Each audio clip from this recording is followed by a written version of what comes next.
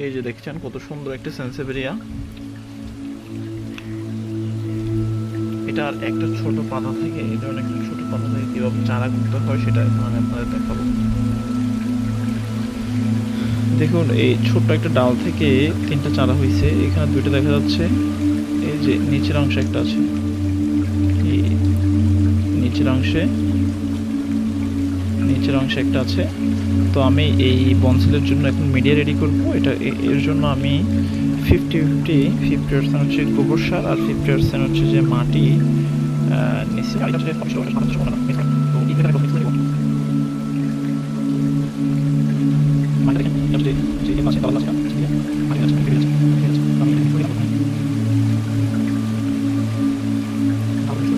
Mix করে আমি এই যে এটার জন্য আমি একটা পাত্র নির্বাচন করলাম, দড়ির টপ, এটাতে আমি বসাবো। এটা ড্রেনেজ ব্যবস্থা দেখেন যে ফুটো, যাতে পানি জমে না থাকে, এই ড্রেনেজ ব্যবস্থা।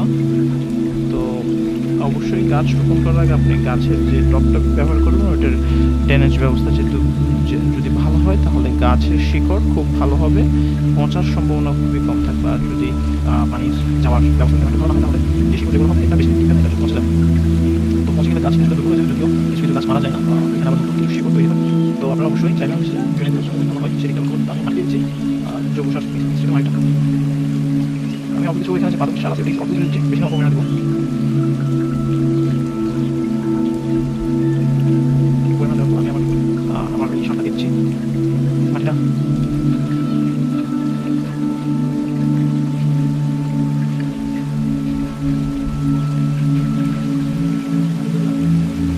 আমার যে বনসাই যে গাছটা ছোট চারা হয়েছে ওইটা আমি এখানে জাস্ট বসিয়ে দিব।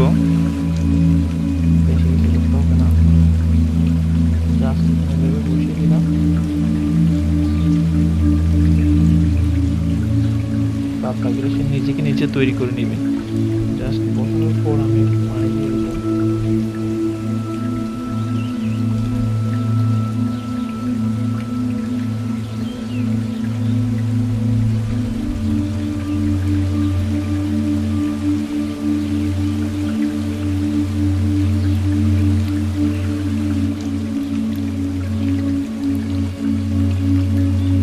যদি এখন বৃষ্টি পড়ছে এই জন্য আমি বেশি পানি দিচ্ছি না।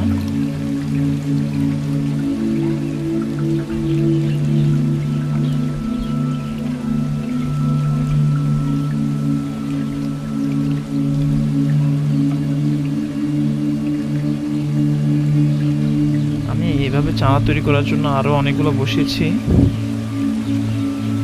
এই যে দেখুন